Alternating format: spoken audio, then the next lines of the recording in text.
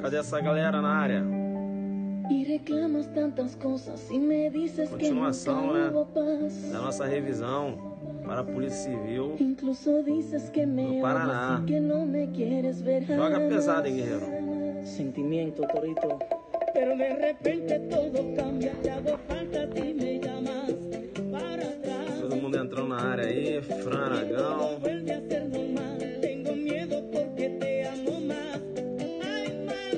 Parte especial, tem que fazer essa aula aí no DF.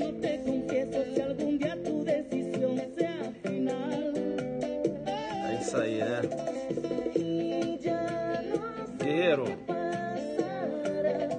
vai entrando aí e já vai convidando seus amigos. Chama no Perceba. Boa noite, mestre.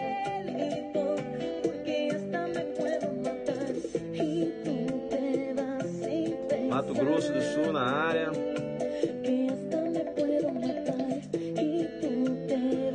É isso aí. Guerreiro, vai convidando seus amigos aí. Salve, salve. Presidente Prudente.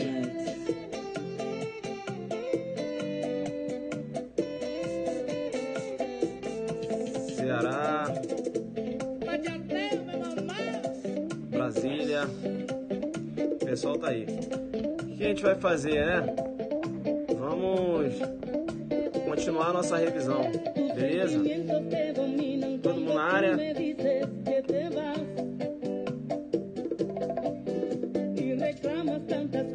Alemão do Foi. Vamos lá.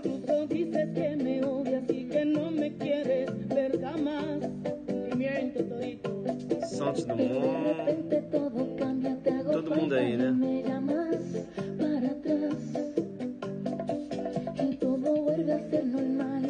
Vamos lá então. Bacana. Só uma musiquinha, não é isso? Legal. E beleza, né? O que a gente vai fazer agora? Vamos pegar o material lá do aulão Adelante da Polícia Civil do Rio Grande do Sul, que é o material que eu estou fazendo a revisão com vocês aqui. Pessoal, quem vai fazer escrivão, eu já tenho falado isso, quem vai fazer escrivão da Polícia Civil do Paraná, você não pode perder o nosso aulão. Nosso aulão será realizado lá em Curitiba, né? Lá no auditório H. Spencer Lewis, né? Na rua Nicarágua, 2465, no bairro Baixari. É isso? No dia 17 de novembro. Eu vou ministrar aula de processo penal, e legislação extravagante, né? Professora Rita de português. Nós temos aí o professor Norilmo, que irá ministrar aula de constitucional, né? Muito conhecido aí lá no Paraná, beleza? E outros professores, o professor André Barbieri, enfim, a equipe está muito forte, tá? Eu estou indo realmente para gabaritar essa prova lá da Polícia Civil do Paraná. Então vou pegar processo penal, vou pegar extravagante, vou pegar penal. Comigo, veja, eu tenho que trabalhar com vocês diversas questões para acertar quantas questões? Para acertar 15 questões. É isso? Então 15 questões da prova vai ser tudo comigo. Eu quero pegar ali, né? A gente quer trabalhar aí, tá estudando forte aí, para trabalhar no mínimo 10 questões aí, a gente tem que abordar no aulão. Beleza? Não tem como pegar tudo, mas sei lá, né? Possa ser que azul que didática, eu consiga pegar as questões aí, beleza? Nunca foi diferente, né? Sempre acerto questões em prova porque eu estudo muito para isso.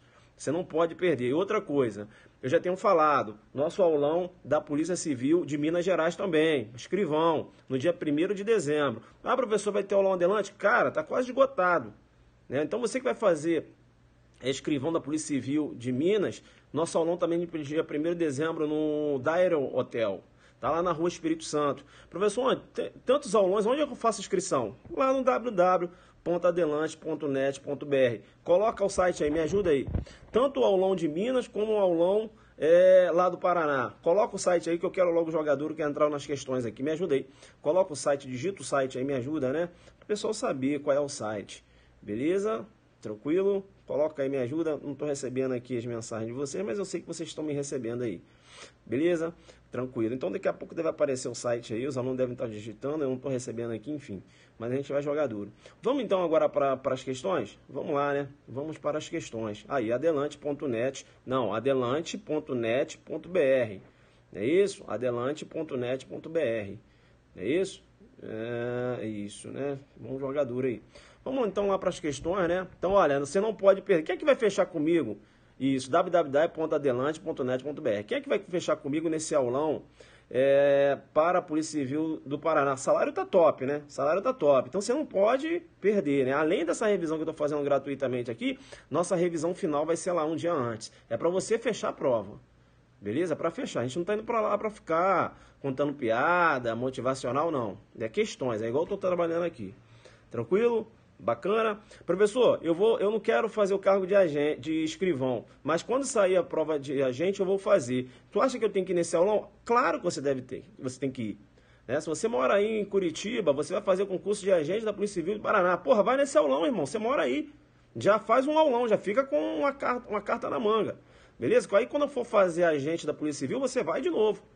Tranquilo? E outra coisa também, professor, estudo para delegado. Será que é jogo ir nesse aulão? Irmão, vai. Vai porque diversas questões que a gente vai trabalhar aqui, a gente vai trabalhar um nível um pouco acima. Não é isso? Justamente para pegar bem a prova. E você que estuda para delegado vai estar fazendo aqui em casa. Vai lá assistir o nosso aulão. Né? Aí você vai sair de, pô, caramba, era para a gente, mas o aulão foi forte. Então para você conhecer a nossa sistemática lá de aulão. Beleza? Vamos então, vamos trabalhar aqui, né? Vamos para as questões, né? Vamos para as questões. Tchau, tchau. Eu falo com você depois no final da aula. Ó, não vai correr não, hein? Que o jogo vai ser duro. Beleza? Tchau, tchau. E bacana, né? Eu já deixei aqui meio que besourado. Isso. Bacana? Ah lá, agora tá bacana. Tranquilo? Eu parei na questão de número 12. Né? Número 11 eu já fiz, não fiz? Número 11 eu já fiz.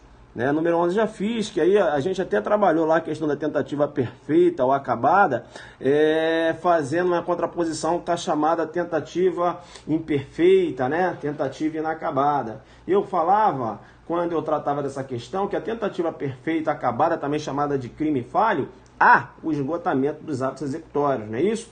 E quando eu trato da tentativa imperfeita, inacabada, também chamada de tentativa propriamente dita, não há o esgotamento dos atos executórios. E aí eu fiz uma abordagem bacana acerca da tentativa aqui, né? Falei lá da natureza jurídica da tentativa, não é isso? Trata-se aí de uma norma de extensão temporal, né? Figura como a tentativa, você vai perceber, a gente vai trabalhar isso daqui a pouco. É importante que o artigo 14, parágrafo único, menciona, né? O artigo 14, parágrafo único, menciona. Veja que o artigo 14, parágrafo único, ele diz o seguinte: salvo disposição em contrário, pune-se a tentativa com a pena correspondente ao crime consumado, diminuída de 1 a 2/3. E aí daqui a pouco eu vou abordar com vocês, quando ele fala assim, salvo disposição em contrário, ou seja, você vai perceber que os crimes de atentado ou de empreendimento, não é isso? A forma tentada corresponde à forma consumada, né? Então, veja, o agente ele recebe a mesma pena, né, do crime consumado. Bacana? Tranquilo? No que se refere à punibilidade do agente. Então, a forma tentada recebe a mesma pena do crime consumado. Por isso que os crimes de atentado ou de empreendimento, não é isso? O agente, veja, o simples fato dele atentar, né? Veja, o simples fato dele atentar, veja, de entrar lá na esfera da tentativa, já corresponde à consumação do delito. Não é isso? Então a gente chama lá de crimes de atentado. Beleza? Ou de empreendimento, né? Bacana, tranquilo. Tá. Então a questão de número 11, né? A gente já tinha trabalhado. Eu vou avançar, vou para a questão de número 12. Você está na área aí, né? A gente já tinha trabalhado a questão de número 11. A gente falou da tentativa cruenta, incruenta, abordou, né? Aí eu falei para vocês, para ficar ligado aí acerca da classificação, não vou ficar aqui sendo redundante, né? Porque você tem que buscar a live lá. Vamos para a questão número 12. Ali está número 2, mas a questão número 12. Beleza? Vamos para a questão de número 12. Jogando pesado demais. Isso, tá? Questão de número 12. Tá, a questão número 12 menciona: Tício encontrou um médico do seu desafeto em via pública. Aproveitando-se da oportunidade, sacou sua arma de fogo e realizou disparos atingindo a vítima. Então, veja, já realizou, né, disparos, entrou na fase de execução, né, e atingiu a vítima. Olha aí, né, eu já tenho aqui, vamos observar se a vítima não morreu, né, mas veja, só pelo simples fato de ter atingido a vítima, se a vítima não morreu, já tem aqui a chamada tentativa cruenta, né, se a vítima não morreu no caso, né, a tentativa cruenta, porque, veja, levando em consideração aquela classificação que eu mencionava para vocês, né, que leva em consideração se o bem jurídico foi atingido ou não. Aqui o bem jurídico foi atingido, né? Se a vítima não morreu, eu vou ver mais à frente, mas veja, eu já posso começar a raciocinar com tentativa cruenta aqui. Vamos continuar.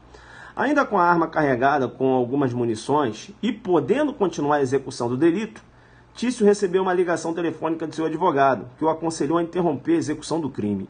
Olha que ainda na fase de execução, ele estava com a arma municiada, poderia continuar a execução do crime, ele recebeu uma ligação do advogado, que o aconselhou a cessar aquela execução.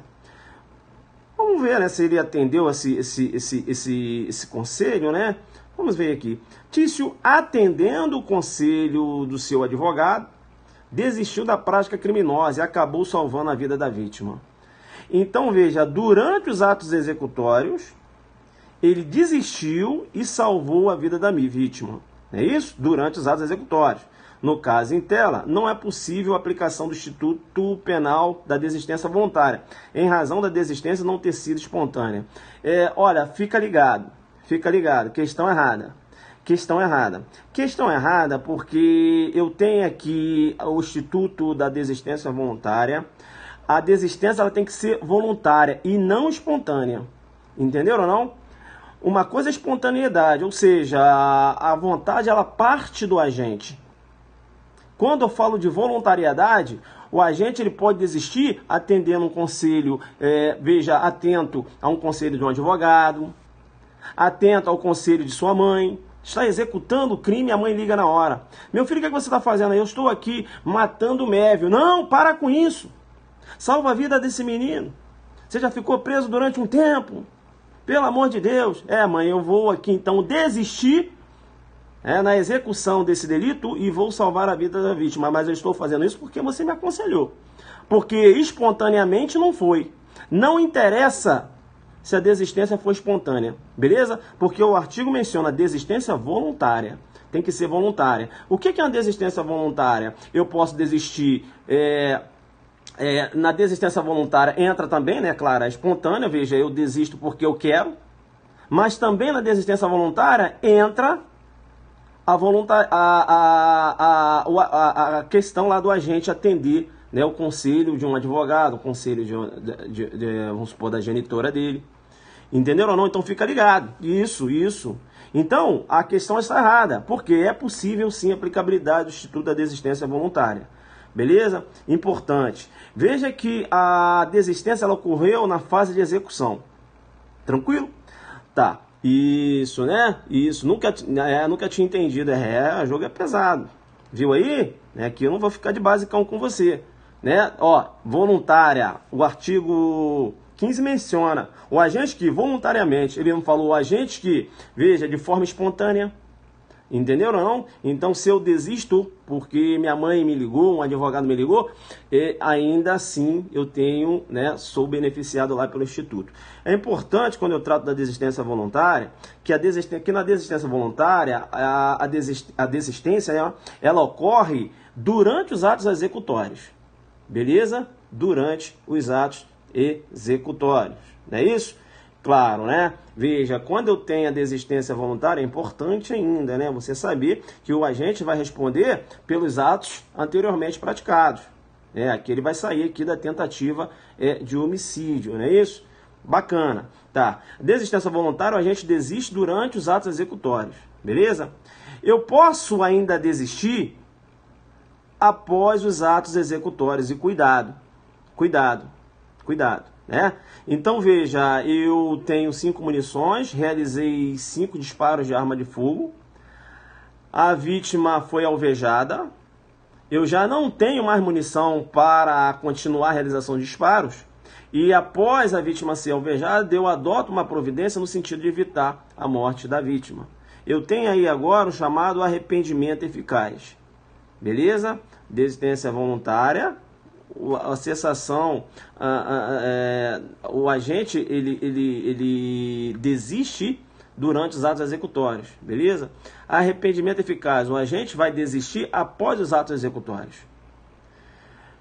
Eu vou chamar a sua atenção, e eu já tinha falado isso na questão anterior, cuidado, porque, veja, quando é que inicia a execução, né? Quando é que inicia, ou melhor dizendo, a tentativa? Se você for raciocinar com a teoria objetivo formal, veja que a tentativa ela se inicia com a prática do verbo do tipo, né? Quando o agente, por exemplo, começou a matar a vítima, ou seja, começou a realizar disparos de arma de fogo, né? Ali eu já tenho a tentativa. Se o agente desiste durante os atos executórios, eu tenho a desistência voluntária. Dá para você entender que quando o agente desiste, eu já tenho tentativa? Dá para você entender que quando o agente desiste na execução do crime, ele está desistindo da tentativa? Dá para você entender isso? Que o agente, quando ele desiste na execução do crime, ele está desistindo da tentativa? Ou seja, ele está abandonando a tentativa? Você conseguiu visualizar isso? Bem, legal. No arrependimento eficaz, quando o agente esgota os atos executórios e ele adota uma providência para salvar a vítima, veja que quando ele esgota os atos executórios, eu ainda tenho tentativa. Entendeu ou não? A tentativa ela vai se encerrar com a consumação do delito. Cuidado com pegadinha de prova. Na prova vem mencionando lá que a tentativa se encerra com os atos executórios. Você vai dançar. A tentativa ela se encerra com a consumação do delito. Então, Tício, se ele esgotou os atos executórios, tinha 5 munições, realizou 5 disparos, e a vítima está alvejada, eu tenho tentativa. Não há que se falar em consumação, porque a vítima não morreu ainda. Então, quando a gente realiza 5 disparos de arma de fogo, ele não tem mais munição para continuar a realização de disparos, ele já esgotou os atos executórios. Quando ele se arrepende após os atos executórios e adota uma providência para salvar a vítima, ele também está abandonando a tentativa. Dá para você entender isso? Dá para você entender isso? Quando você colocar, professor, estou entendendo. Isso. Deu para você entender que na desistência voluntária ele abandona a tentativa? E deu para você entender que no arrependimento eficaz, muito embora eu tenha esgotado os atos executórios, ele também abandona a tentativa? Por quê? Porque ele adota uma providência para que o resultado não ocorra. Deu para entender isso? Sim. Se você entendeu isso, vai cair uma questão de prova e você vai matar. Por quê? Porque o examinador vai perguntar assim: a desistência voluntária e o arrependimento eficaz são formas de tentativa abandonada, você correto, Alfa Zulu. Aí, ó. Desistência voluntária e arrependimento eficaz, eu já tinha falado isso na outra questão.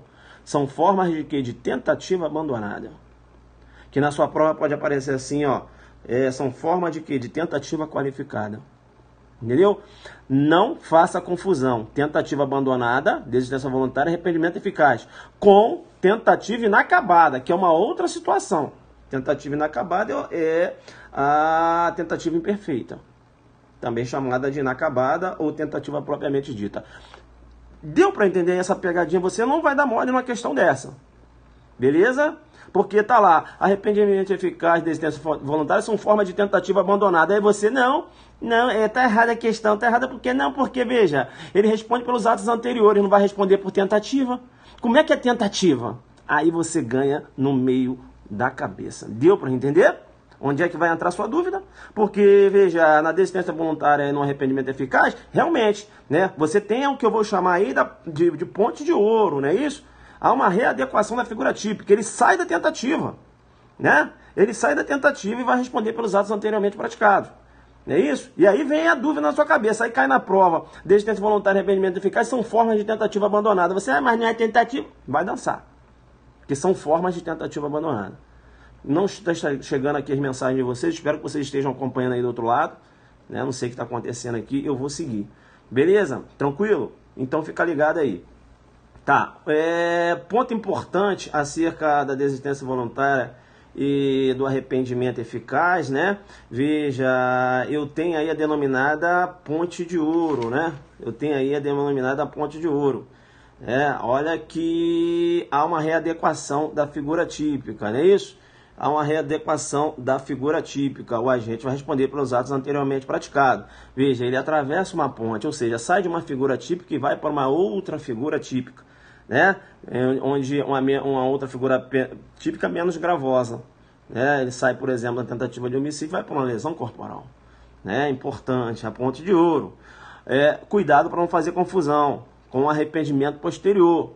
No arrependimento posterior, o artigo 16 menciona: nos crimes cometidos sem violência ou grave ameaça, a pessoa, reparado o dano restituído à coisa, até o recebimento da denúncia ou da queixa, por ato voluntário do agente, a pena será reduzida de 1 a 2 terços. Ou seja, no arrependimento posterior, entenda o que eu vou falar, eu já tenho consumação do delito. Arrependimento posterior, eu já tenho consumação do delito. Após a consumação, o agente, o que ele faz? Veja, ele repara o dano ou restitui a coisa até o recebimento da denúncia. Dá para você entender que aqui eu já tenho consumação. E aí vem o arrependimento posterior, que vai ensejar uma causa de diminuição da pena de 1 a 2 terços. Então eu tenho uma ponte de prata. Entendeu? Arrependimento posterior, ponte de prata, né? Hoje já se fala já da ponte de bronze, né? Que é a confissão. E eu também tenho aí a denominada ponte de diamante, que é a delação premiada. E é muito interessante, porque, veja, ponte de ouro, readequação da figura típica. O agente sai do tipo da figura típica pela qual ele já estava nos atos executórios, já estava na tentativa daquela figura típica, e ele vai responder pelos atos anteriormente praticados. Readequação, beleza, é ouro, beleza? Arrependimento posterior, ele continua respondendo pelo aquele crime. Ocorreu a consumação, mas eu tenho a diminuição da pena, então é prata. Por quê? Continua respondendo pelo delito, então é prata, não é ouro. Tranquilo? Agora, o agente, veja, ele pode responder pelo aquele delito e ter uma atenuante, porque ele confessou. Aí, atenuante. Não é causa de diminuição, não, é atenuante. Então, é bronze. É bronze, atenuante. Há uma possibilidade do agente não responder por nada. Peraí, há uma possibilidade do agente não responder por nada? Há. Quando? No bojo de uma delação premiada. Professor, então, peraí. Se no ouro há uma readequação típica, o agente continua respondendo, você está falando que há uma possibilidade do agente não responder por nada? Nada. Então é mais que ouro. É mais que ouro. É o que? É diamante. Ponte de diamante. Deu para entender? Porque a delação premiada é chamada de ponte de diamante. É diamante, filho. Não responde por nada. Né? A delação premiada, a possibilidade do perdão judicial. Por isso que é diamante. Entendeu? Mais que ouro.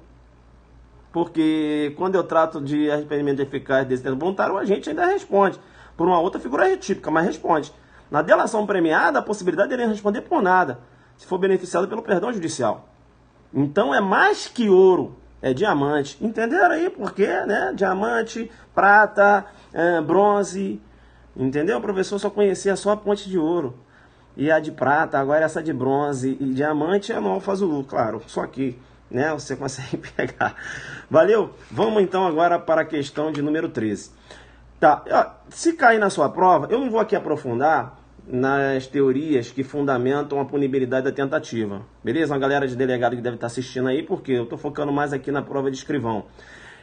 Se eles perguntarem lá uma teoria que fundamenta a punibilidade da tentativa, o pessoal que vai fazer escrivão, só você ficar ligado, tá? Teoria objetiva, também chamada de teoria objetiva realística ou dualística, beleza? Teoria objetiva realista ou dualística, tá? Teoria objetiva realista ou dualista, tá? Então, bacana aí, tá? Teoria objetiva, realista ou dualista. Essa teoria, ela menciona que a tentativa, o agente, ou melhor dizendo, essa teoria, qual é o fundamento dessa teoria? Essa teoria, veja, ela é fundada na seguinte concepção. A tentativa, ela deve ser punida, né? Dentro de uma análise de proporcionalidade. Ou seja, há necessidade de sopesar o desvalor da ação com o desvalor do resultado. Então, é o que menciona o artigo 14, parágrafo único, né? Ele menciona lá, ó, a tentativa, ó, 14, parágrafo único, ele menciona, ó, a tentativa, Salvo disposição em contrário, pune-se a tentativa com pena correspondente à do crime consumado, diminuída de 1 a 2/3. Entenderam ou não? Então, essa teoria, ela diz o seguinte, olha, tem que ter proporcionalidade. Eu não posso aplicar a mesma pena para a tentativa, né? A mesma pena do crime consumado. Entenderam? Eu tenho duas teorias que pensam de forma diferente, defendem posicionamento diferente. A teoria subjetiva, voluntarística ou monista. Eu tenho a teoria também sintomática. Essa teoria sintomática ela é de origem lá da escola positivista, né, de Ferri, Lombroso, Garofalo. Não vou aqui aprofundar nisso. Se cai na sua prova, ele vai perguntar a teoria que fundamenta a punibilidade da tentativa. Teoria objetiva, tá? Ou se parecer lá realista ou dualista. Eles não vão perguntar isso numa prova de escrivão, a meu ver. Mas tá aí, só para você ficar ligado. Vamos para a questão de número 13? Vamos para a questão de número 13. Vocês acham que eu estou pegando pesado demais? Vocês acham que eu estou pegando pesado demais? Não, né? Pode ir? Pode ir. Questão de número 13. Tem que pegar aqui, não pode ficar, né? Beleza? Tranquilo. Vamos lá então, questão número 13. Isso, sai do básico. Considere, tá vendo as questõezinhas do aulão Adelante Polícia Civil Rio Grande do Sul? Professor, nível delegado, não. Foi nessas questões aí, né, que eu peguei, diversos alunos passaram, né? Vamos para a questão número 13. Considera-se que Pedro, penalmente imputável, pretendendo matar Rafael, pensando que este estava dormindo, desferiu diversas facadas no peito da vítima. Pensando que esse estava dormindo, desferiu diversas facadas no peito da vítima. O exame cadavérico apontou que a vítima teria morrido 1 hora antes da ocorrência do fato, em decorrência de infarto fulminante. Ou seja, quando ele desferiu as facadas no peito da vítima, eu não tinha um corpo com vida. Eu já tinha aí o corpo sem vida. Concorda comigo? Vamos continuar então. Então, eu já tenho um erro em contexto fático. Né? Eu tenho um erro em contexto fático aí. Ele pensou que a vítima estava dormindo quando não. Beleza? O exame cadavérico apontou que a vítima... isso aí já li, né? Considerando que os golpes atingiram um corpo sem vida, ou seja, um cadáver, Pedro deverá responder pela prática do delito de vilipêndio a cadáver. Qual era a intenção dele? Não era matar? Sim ou não? Sim, a intenção era matar. Veja que... Professor, será que ele não tentou matar? Calma. Quando eu trato de tentativa, né, é bom você entender também que você tem que levar em consideração, quando eu trato dos atos executórios, eu tenho que ter atos idôneo e inequívoco. Não é isso? Quando eu trato de atos executórios. Idôneo. O agente pegou uma arma de fogo e realizou o disparo. Inequívoco, ou seja, ele realizou o disparo em direção à vítima. Porque eu posso ter um ato idôneo, mas equivocado. Qual? Eu quero matar a vítima e realizo o disparo de arma de fogo para o alto. Aí, como eu posso colocar esse agente na tentativa de homicídio? Não tem como. Por quê? Porque o ato foi equivocado. Ele realizou disparo para o alto. Quem realiza disparo para o alto, muito embora queira matar alguém, que essa era a intenção dele, veja, é um ato equivocado. Entendeu? Então não basta só a intenção. Beleza? Tranquilo. Ele aqui tem a intenção de matar a vítima. Além dos atos executórios, né? Veja, o ato ele tem que ser idôneo e o ato ele tem que ser... o ato ele tem que ser... inequívoco. É importante você saber, né? É importante você saber que o objeto ele tem que ser próprio também. Não é isso? O objeto ele tem que ser próprio. Então aquele agente que realiza disparo de arma de fogo em um cadáver, pensando que aquele cadáver é uma pessoa, ou seja, um corpo com vida, ele está cometendo aí o que eu vou chamar de crime impossível. Beleza? Em relação ao homicídio, né, ao que eu poderia até raciocinar aqui com tentativa de homicídio, eu tenho um crime impossível. Por quê? Porque o objeto é absolutamente impróprio. É cadáver. Deu para entender isso? É cadáver? Professor, então tá. Você falou que em relação ao homicídio seria crime impossível. Porque o meio, eu sei que o meio é eficaz. Realizar disparo de arma de fogo. Exato. Mas o objeto, ele é absolutamente impróprio. Porque era cadáver. Então ele não vai responder por tentativa de homicídio? Tentativa não. E nem por homicídio? Claro que não. Tá. Agora, veja, professor, ele acabou realizando disparos de arma de fogo e acabou atingindo o cadáver. E eu sei que eu tenho um delito do artigo 212, que é vilipendiar cadáver ou suas cinzas, né? Com a pena de detenção lá de 1 a 3 anos e multa. Ele não responderia por esse delito subsidiariamente? Não responderia. Por que não, professor? Porque no direito penal adota-se responsabilidade penal subjetiva. O agente tem que agir com dolo ou culpa. Quando ele realizou o disparo de arma de fogo, ele pensou que aquele corpo, né, sem vida fosse uma pessoa, né, beleza? O dolo dele era de matar, ou seja, tirar a vida de alguém. E não vilipendiar um cadáver, ou seja, menosprezar um cadáver. O cadáver, a situação de cadáver não entrou na esfera de conhecimento dele. Então ele não tem dolo no vilipêndio. Deu para entender isso? Não tem dolo no vilipêndio. Bacana? Então aqui ele não pode responder por vilipêndio a cadáver. Tá? Poderia se falar de responder por disparo de arma de fogo? Dentro de um contexto até possível. Bacana? Agora, a tentativa de homicídio ele não responde e nem vilipêndio a cadáver ele não responde. Tentativa de homicídio ele vai responder porque eu tenho um crime impossível. E na questão do vilipêndio, ausência de dolo. Tá? Fica esperto, né? Quando eu trato de crime impossível, artigo 17. Não se pune a tentativa quando, por ineficácia absoluta do meio ou por absoluta improbidade do objeto, é impossível consumar-se o crime. Artigo 17. Outra questão que pode cair na sua prova, também não vou aprofundar aqui, beleza? Mas se cair, vai perguntar qual é a teoria adotada em relação ao crime impossível. A teoria objetiva temperada ou intermediária. Teoria objetiva temperada ou intermediária.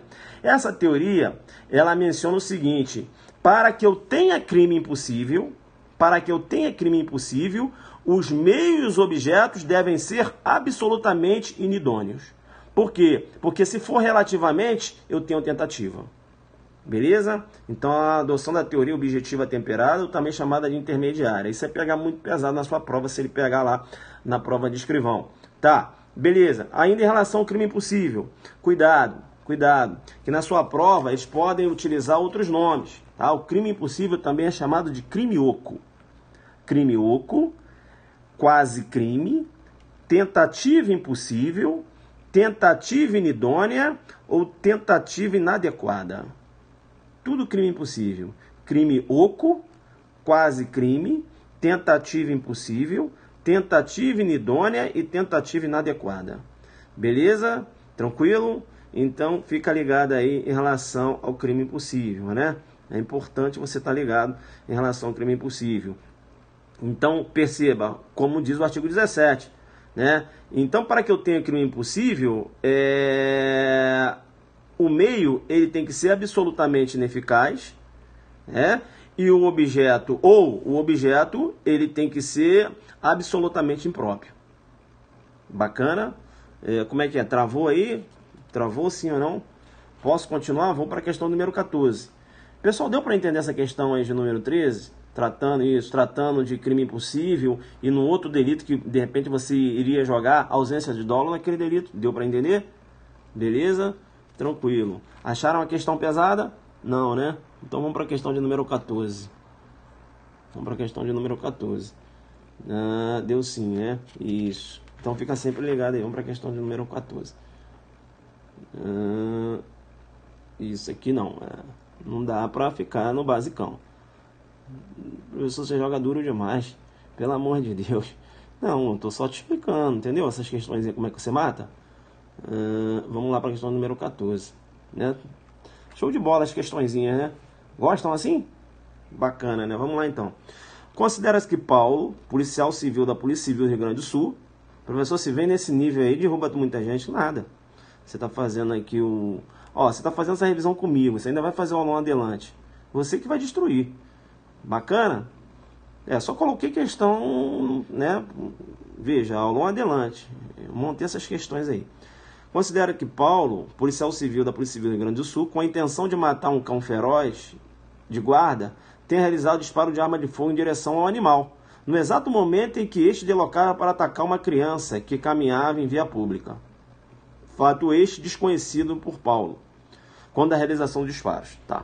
No caso hipotético, a conduta de Paulo está cobertada pela excludente ilicitude, estado de necessidade de terceiro. Tá. Primeira coisa, é importante, né, a gente raciocinar da seguinte forma. Professor, essa questão está certa ou está errada? Tá, a questão está errada. Mas como é errada, professor?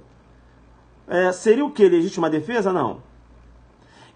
A legítima defesa, ela desafia uma agressão humana. Legítima defesa desafia uma agressão humana. Beleza? Professor, então se não é legítima defesa de terceiro, porque veja, o cão estava indo na direção de uma vítima. Ele cessou aquela agressão do animal, né? Aquele ataque do animal. Então, se não é legítima defesa, é estado de necessidade. Porque eu já estudei que em relação ao animal é estado de necessidade. Por que a questão está errada? Calma. Veja, realmente você acabou de falar em relação ao seu estudo, e realmente quando há uma ação oponível a um animal, a um ataque de um animal, em regra, eu tenho estado de necessidade, né? Então se o animal vem me atacar, em regra, se eu lanço a mão, por exemplo, no meu disponível, uma arma de fogo no momento, e mato aquele animal, eu tenho estado de necessidade, e não legítima defesa. Por quê? Porque a agressão não é humana. Beleza, tranquilo, tá, mas cuidado, estado de necessidade, eu tenho requisitos acerca do estado de necessidade. Eu tenho requisitos, não é isso? Eu tenho requisitos. E veja, quando eu trato os requisitos lá do estado de necessidade, é importante você saber que o perigo, ele deve ser o quê? Atual. Né? O perigo deve ser atual. O artigo 24, ele menciona: considera estado de necessidade quem pratica o fato para salvar de perigo atual, que não provocou por sua vontade, nem podia de outro modo evitar, direito próprio ou alheio, cujo sacrifício na circunstância não era razoável exigir-se. É importante você saber que quando ele fala perigo atual, doutrina majoritária entende que entra também o perigo iminente. Não só o perigo atual, como o perigo iminente. Você tem uma doutrina minoritária entendendo que o iminente não entraria. Por quê? Porque lá na legítima defesa, o examinador ele menciona iminente. E se fosse desejo do examinador inserir o perigo iminente aqui no estado de necessidade, assim teria o feito, como fez no estado na legítima defesa. Essa corrente é minoritária, tá? Então, tanto o perigo atual como o perigo iminente também entra aqui. Beleza? Tranquilo. Importante ainda, um segundo requisito está a necessidade, tá? Inevitabilidade do perigo. Como assim? Eu falei para vocês que um cão, se o cão vem a me atacar e eu estou com uma arma de fogo, é o meu disponível que eu tenho no momento, e aquele cão vem me atacar e eu lanço a mão de uma arma de fogo e mato aquele cão, eu estou amparado pela excludente estado de necessidade. Né? Veja, eu estou sacrificando um bem jurídico, né, de menor valor, para salvar a minha vida, de maior valor. Beleza? Está a necessidade aí justificante. Né? O critério é a razoabilidade. Beleza? Tá. Importante, quando eu falo acerca disso, é que se um cão está vindo na minha direção, o cão está lá embaixo, eu tenho uma porteira aqui que eu posso sair. Aí o cão está vindo lá embaixo, eu vou falar assim, não, vou esperar o cão chegar, porque eu não vou sair daqui não. Eu não tenho que... Veja, a lei não manda eu ser covarde. Né? Quando você raciocina com a legítima defesa, a lei não manda o agente se retirar do local. Entenderam ou não? Quando eu trato de estado de necessidade, não. Quando eu trato no estado de necessidade, um dos requisitos é a inevitabilidade do sacrifício do bem jurídico. Era inevitável.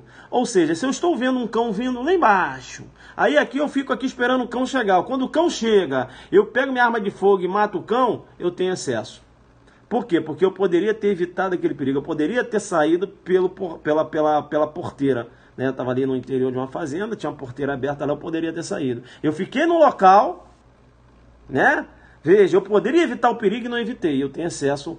E aí não vai caracterizar esta necessidade. Então fica esperto quando eu falo de inevitabilidade do perigo. Outro ponto importante é a proporcionalidade. Tá? Você tem que ter proporcionalidade na sua ação. Beleza? Tem que ter proporcionalidade na sua ação. Então veja, a proporcionalidade é importante. Tanto no estado de necessidade, como também lá na legítima defesa. E aí tem um requisito muito interessante também no estado de necessidade, como de qualquer outra excludente de licitude, doutrina majoritária, no sentido de que o agente tem que ter conhecimento da situação justificante. Aí mata a questão. O agente tem que ter conhecimento da situação justificante. Quando ele atirou no animal, ele não sabia que o animal estava indo atacar uma criança. Foi uma eventualidade. Ele atirou e acabou evitando o ataque daquele animal a uma criança. Então veja, se ele soubesse que o animal estaria em direção à criança para atacar a criança, e ele, veja, realizasse o disparo de arma de fogo para matar o animal, mas ele sabia que com aquela ação ele impediria o ataque do animal, aí sim, eu teria um estado de necessidade terceiro. Mas como ele não entrou na esfera de conhecimento dele, ele não sabia, e aí ele realizou o disparo de arma de fogo e acabou evitando o ataque, não há que se falar estado de necessidade, ele vai responder. Beleza? Os maus tratos, né? Veja, e aí você tem lá aquela causa de aumento quando ocorre a morte da vítima, do animal. Lá na lei de crimes ambientais. Deu para entender essa pegadinha? Deu para entender? Bacana? Então, a questão, ela fala está necessidade, fala animal, beleza, mas ele não sabia que ele estava numa situação justificante. Ou seja, ele não tinha dolo de impedir a ação daquele animal em relação à criança. O dolo dele era matar o animal sem qualquer motivo. Deu para entender isso? Bacana? Tá, importante. Aí cai na sua prova. Quando eu falo sai do basicão. Sai! Quando eu falo... Rapaz, tô lembrando que é minha mãe é da igreja, né? Né? Eu falo assim porque as pessoas às vezes imitam, né? Aí fica assim, sai! Volta pra cá. É importante, ainda dentro do estado de necessidade, em relação às teorias do estado de necessidade. Se liga, que vai marcar na sua prova lá. A teoria adotada pelo Código Penal é a teoria unitária. Tá? A teoria unitária, ela trabalha com a razoabilidade. Ou seja, o sacrifício de bem de igual ou menor valor para salvar bem de maior valor. Né? O estado de necessidade, quando eu trato da teoria unitária, o estado de necessidade é sempre justificante. Beleza? Agora, eu tenho uma outra teoria, que é a teoria alemã, a teoria diferenciadora. Essa teoria alemã, a teoria diferenciadora, ela é adotada no ordenamento... Olha só o que eu vou falar, olha a pegadinha. Código Penal adota a teoria unitária? Sim. Agora, olha, o Código Penal brasileiro adota a teoria unitária? Sim. Beleza. O ordenamento jurídico brasileiro adota a teoria unitária? Ou melhor dizendo, o Código Penal adota a teoria unitária? Sim. O Código Penal adota a teoria diferenciadora? Não. Beleza? Agora, olha a outra pergunta. O ordenamento jurídico brasileiro adota a teoria diferenciadora? Aí sim. Como assim, professor? Quando eu falo Código Penal, é Código Penal. Quando eu falo ordenamento jurídico brasileiro, aí entra o Código Penal militar. E o Código Penal militar adota as duas teorias, tanto a diferenciadora como a unitária, entendeu? Isso, coloca aí, coloca o alfa azul. Se ele falar ordenamento jurídico brasileiro, aí sim, porque ele está incluindo o Código Penal militar, tem que ficar ligado. Agora, se ele fala só o Código Penal, não, o Código Penal, só a teoria unitária, eu não vou dar mole. Tá, e quando trata da teoria diferenciadora, que é adotada pelo Código Penal militar, essa teoria alemã, ela divide o estado de necessidade. A teoria diferenciadora, ela divide o estado de necessidade em justificante e exculpante. Quando há um sacrifício de bem de menor valor, né? Veja, para salvar um bem de maior valor, está a necessidade justificante. Quando há um sacrifício de bem de igual ou maior valor, em relação ao bem que está sendo sacrificado, o está a necessidade ele vai ser exculpante. Aqui, esse está a necessidade exculpante, ele exclui a culpabilidade. Beleza? Tranquilo? Exclusão de culpabilidade. Quando menciona lá está a necessidade exculpante, né? Beleza? É importante aí, né? É importante. Teria uma inegibilidade contra adversa. Beleza, então. Vamos avançar então para a questão de número 15, né? Questão de número 15. Vamos para a questão de número 15. É importante ainda que tem uma divisão ainda dentro do estado de necessidade acerca uma classificação muito interessante. Quando você leva em consideração a titularidade do bem jurídico atingido. Quando o bem jurídico atingido é daquele terceiro, né, que criou aquela situação de perigo, eu tenho denominado estado, o estado de necessidade defensivo. O bem jurídico é daquela pessoa que criou a situação de perigo. Eu tenho o estado de necessidade defensivo. Quando o bem jurídico sacrificado é de uma pessoa que não tinha nada a ver com aquilo, eu tenho aí o estado de necessidade agressivo. Tá? Já caiu em prova, você tem que saber em relação a essa classificação do estado de necessidade. É importante você estar ligado aí. Beleza? Vamos então lá para a questão de número 15. Antes mesmo de ir para a questão número 15, eu queria falar mais um pouquinho aqui acerca do estado de necessidade, que eu gosto de jogar pesado. Olha só,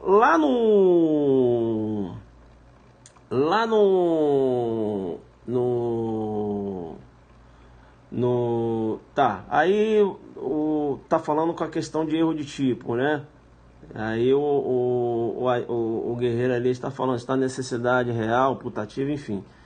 Tem essas classificações também, né? Que não dá para dar aula de estado de necessidade. Estou fazendo um comentário aqui, tá? Eu queria voltar com você quando o artigo 24 menciona: considera estado de necessidade quem pratica o fato para salvar de perigo atual que não provocou por sua vontade. Será que se eu, veja, estou fumando um cigarro, aí estou no interior de uma residência, esse cigarro acabou caindo no chão dessa casa e acabou ateando fogo, né? Provocando um incêndio nessa casa. E eu peguei o único veículo que tinha naquele local e saí. Beleza? E deixei a outra pessoa lá, que inclusive ela morreu. E ela poderia ter pego esse carro também, que o carro era dela, e ter saído do local. Eu posso alegar estado de necessidade? Porque, veja, eu acabei provocando. Mas eu provoquei esse incêndio de forma culposa. A pergunta que se faz é o seguinte: quem provoca o perigo, né? Veja, quem provoca o perigo de forma culposa pode alegar estado de necessidade? Eu tenho dois posicionamentos aí, beleza? Eu tenho um primeiro posicionamento, que é inclusive majoritário, que entende que quem provoca o perigo de forma culposa pode alegar estado de necessidade. É o posicionamento do professor Hungria, é o posicionamento, né, do professor clássico Fragoso, professor Roxin, né, Rogério Sanches também, com esse entendimento. Entende que você só não vai poder alegar estado de necessidade se você provocou aquele perigo de forma dolosa. Ou seja, eu coloquei fogo na casa e aí eu fui lá e peguei o único carro e me evadi. Aí não. Por quê? Porque você provocou de forma dolosa. Ou seja, para esses autores, quando o artigo 24 menciona que não provocou por sua vontade, essa sua vontade aqui é a vontade, né, veja, trata-se de dolo. Beleza? Agora, lá do outro, né, um outro posicionamento do professor Masson, do professor Damas Jesus, do professor Nutt, eles entendem que tanto na forma dolosa como culposa, se o agente provocou o perigo na forma dolosa ou culposa, ele não pode alegar esta necessidade. Aí eu entendo que seria minoritário. Beleza? Um detalhezinho, né? Mas assim, quem estuda para delegado, cai uma questãozinha dessa. Para escrivão, eles não devem cobrar isso não. Tá? Mas aqui a gente acabou dando uma passada. Vamos para a questão número 15, né? Eu estou aí com 49 minutos de live. Eu vou fazer a questão de número 15 e a gente vai encerrar a live. Beleza? Tranquilo? Isso, né? Pegada. Isso. Levar. Como é que é? Entendi. É a majoritária. Somente se ele provocou de forma dolosa que ele não vai poder alegar. Se ele provocou de forma culposa, pode. Beleza? Vamos lá, questão número 15, né? 49, 50 minutos de live. Jogo pesado. Vocês acham que o jogo tá duro? Vamos lá. Vocês acham tá pesado demais ou tá tranquilo? Tá vendo os bisuzinhos? Como eu vou dando os bisuzinhos? É claro, não dá pra falar tudo, né? Mas o seu estudo, mais o que a gente tá vendo aqui. Aí vai sedimentando o seu estudo, né? Uns detalhezinhos que você não tinha se ligado. Ainda mais quando cai em questãozinha de prova, né? Isso, então vamos lá. É o aulão, né? O nosso aulão vai ser no dia 17 de novembro, né? Lá em Santa Catarina. Bacana, vamos com tudo então, vamos para a questão número 15, né? Muito bom, né? São 2 anos que eu faço esse tipo de lives, né? Agora eu estou muito focado aqui em resolução de questões, porque meus alunos vão fazer prova agora. E isso aí é de forma gratuita mesmo, jogando duro aqui no Periscope, né? Não é porque a gente faz de forma gratuita que faz de qualquer jeito não, filho. Aqui tem a marca Azuki. Aqui é demolidor. Vamos para a questão de número 15. Professor, não, porque o meu amigo já assistia as suas aulas. Aí ele falava, sabe? Eu nunca tinha assistido na primeira vez, mas o jogo é pesado, hein? E dia 1º lá em dezembro em Minas. Vamos lá, questão número 15, pessoal, senão a gente não para. Inclusive, deixa eu ver aqui. Tá, vou fazer a questão 15. Aí depois eu queria, porque a legítima defesa eu vou falar muito. Deixa eu ver aqui, vamos fazer. Começou a agredir. Vamos fazer o seguinte, pessoal, vamos deixar a questão 15 para uma outra live. Porque eu vou querer deixar a legítima defesa no osso e não vai dar tempo. No mínimo só meia hora, já estamos aí com quase 1 hora. Tá, eu vou fazer o seguinte. Vamos deixar a questão 15, né? Vamos deixar a questão 15 para uma outra live. Beleza? Tranquilo? A gente falou mais, já estão 1 hora de live. Vocês não aguentam também. Porque eu vou querer até o telefone. Olha lá, o telefone, ele quando eu jogo muito duro, ele fica doidinho. Olha lá, tá doido, viu? É sempre assim, já acompanharam? Agora sim. Até ele voltar, ele fica meio doido, entenderam? Então eu vou fazer a questão 15 numa outra live, né? Semana que vem, beleza? E porque eu vou querer aprofundar aqui na legítima defesa, entendeu? E a gente vai falar diversos detalhes aqui na legítima defesa, falar quanto a questão da forma legítima defesa agressiva, né, defensiva, aspecto subjetivo, né, legítima defesa real, imaginária, vou falar de legítima defesa subjetiva, vamos falar aqui, entrar nos requisitos, eu vou dar uma aula de legítima defesa aqui, a gente vai falar só meia hora de legítima defesa. Beleza? Tranquilo? Legítima defesa real versus excludente de licitude, né? Vamos falar aqui, legítima defesa putativa. Vai ficar bacana. Bacana. Estado de necessidade justificante e exculpante. O que eu falei para vocês? Estado de necessidade justificante e exculpante, você só vai visualizar na órbita da teoria diferenciadora. Tá? Para a teoria diferenciadora, como eu mencionava para vocês, se há o sacrifício de um bem de menor valor em relação a um bem que está sendo protegido, o estado de necessidade ele é justificante. Agora, se há o sacrifício de um bem de igual ou maior valor em relação ao bem que está sendo protegido, o estado de necessidade é exculpante. E aí vem a questão de prova. O estado de necessidade exculpante não é considerado aí, veja, excludente de licitude. É excludente de culpabilidade, né? Seria inexigibilidade contra diversa aí. Beleza? Tranquilo aí? Beleza? Tranquilo? Bacana, né? Bacana. Pessoal, isso, né? Isso. Teoria diferenciadora que é adotada só no Código Penal Militar, né? Pessoal, a aula tem prazo de disponibilidade? Tem, a aula fica um tempão, né? Eu acho que o Lino não está conseguindo colocar no YouTube, mas você que tem canal pode jogar lá no YouTube. Eu não tenho um canal no YouTube, não. Tenho tanta coisa, tantas redes sociais. E eu também já falei, professor, mas você poderia ter um canal no YouTube, você ia ganhar, porque não sei o que, visualização. Não estou preocupado com isso não, pessoal. Eu faço de graça. Entendeu? Não fico correndo atrás disso não. Quem quiser joga lá no YouTube, eu já faço aqui já. É muito trabalho pra mim. Entendeu? Beleza, então, tranquilo? E aí a gente vai fazer essa questão número 15, é uma questão mais pesada de legítima defesa. E muita informação hoje, né? Vocês saíram um pouco aí meio tontos, né? Quem já tá tendo aula, querendo seu curso, né? Eu vou jogar duro, né? O pessoal tem falado acerca do curso. Eu vou ver se eu consigo gravar, fazer aulas em sequências, né? Isso que vocês querem, hein? Aquelas aulas em sequências, da teoria, depois exercício desse jeitinho aqui e tal. Eu tenho pensado em fazer isso. Na verdade, eu já tinha pensado em fazer antes, mas eu acabo não fazendo, fico só nos aulões. Muito boa aula, bacana, parabéns. Claro, pessoal, aqui a gente usa uma linguagem mais simplista, né? Para que vocês entendam, né? Que eu, claro, não tô aqui aprofundando, né? O pessoal de delegado aí sabe disso. Aqui não entrei aprofundando as teorias da punibilidade da tentativa, isso eu falei para vocês. Mestre, pode repetir a tentativa? Ah, tá. Olha só, a colega está perguntando o seguinte. A pegadinha que tem é o seguinte. Vamos lá. Cuidado. A tentativa se encerra com a consumação e não com o encerramento dos atos executórios. Entendeu? Porque o que acontece? O início da tentativa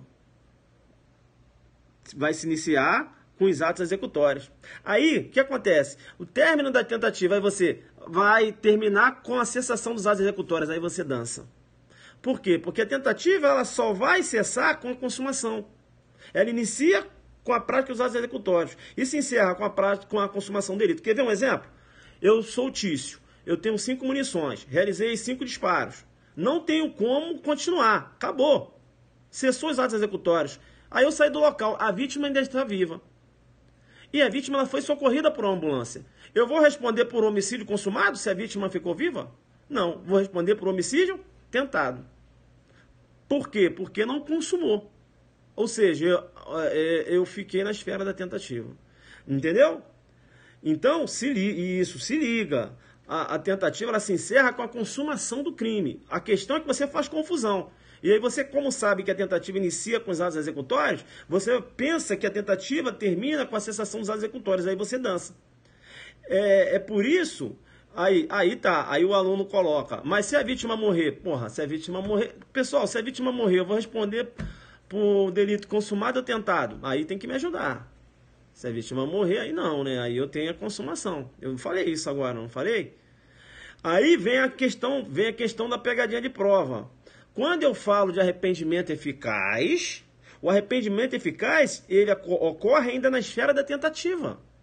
O arrependimento eficaz, ele ocorre na esfera da tentativa. Então, a gente, quando ele cessou os atos executórios, que ele se arrepende, né, e aí adota uma providência para salvar a vida da vítima, na verdade, ele está abandonando a tentativa. É por isso que arrependimento eficaz e desistência voluntária são formas de tentativa abandonada. Entendeu? Eu sempre tenho dúvida sobre quando realmente... você tem algumas teorias, né, que tratam lá do início dos atos executórios. Depois eu posso até aprofundar acerca disso. Tá? Mas você vai ver na doutrina, né, o posicionamento no sentido da prática do verbo dutivo, teoria objetivo formal. Não é isso? Mas você tem diversas teorias aí, depois a gente trata um pouco sobre isso aí. Deu para entender isso? Você não pode fazer confusão. Então tá, beleza? E aí a gente vai tratar aqui. Pessoal, então, avisa os amigos, né? Quem vai fazer a Polícia Civil lá do Paraná, para assistir nossas aulas, nosso aulão, né? Leva um amigo. A gente está precisando, né, de vocês aí, dando essa força, divulgando, para a gente continuar fazendo esses aulões aí, para gente e escrivão. Para delegado eu consigo fazer, beleza? O estado de necessidade justificante, exculpante, não. O estado de necessidade justificante é excludente de ilicitude. Quem faz essa divisão de justificante e exculpante é a teoria diferenciadora. Está a necessidade justificante, excludente de ilicitude. Está a necessidade exculpante, exclusão da culpabilidade. Inegibilidade contra adversa. Deu para pegar essa? Entendeu? A teoria diferenciadora que faz essa divisão. A teoria unitária não. Para a teoria unitária, todo estado de necessidade é justificante. Ou seja, todo estado de necessidade é considerado excludente de ilicitude. Teoria unitária. Beleza? Tranquilo? Pessoal, beleza? 1 hora de live. 1 hora de live. É 1 horinha de live. Paulão Adelante, Curitiba, tamo junto. Beleza, ó, vai com esse conhecimento já, Paulão, pra me ajudar, né? Porque na hora que eu começar a jogar duro lá, você já vai estar sabendo o que eu tô falando, tá raciocinando, né? Porque, né, não vai no basicão, né? Beleza? Lá é rápido, né? Não é essa maleza aqui não. Beleza? Raciocínio rápido, né? Crime impossível, já sabe por quê, né? Ó, ausência de dolo, no vilipêndio, bacana. Ceará a gente vai fazer. Beleza, pessoal? Então, um abraço pra vocês aí, Adelante focado. Eu vou voltar semana que vem, né? A gente volta aqui, eu vou resolver essas questões aqui da Polícia Civil do Rio Grande do Sul, as questões, beleza? Aí eu resolvo mais umas 4 ou 5 de parte geral e eu vou lá pra parte especial. Tranquilo? Concurso de pessoas, autoria colateral, autoria incerta, autoria desconhecida, né? A gente vai abordar também que não se trata de concurso de pessoas, aí a gente vai explicar por quê. Tem umas questõezinhas muito boas aqui, cara. Acho que eu vou resolver umas 6, 7 questões aqui. Porque eu tô gostando. Beleza? Um abraço então pra vocês aí. Adelante focado, jogando pesado. Valeu, valeu, valeu. Jogamos pesado mais uma vez, né? Não importa o ninho, quando houve é de águia. Tchau, tchau.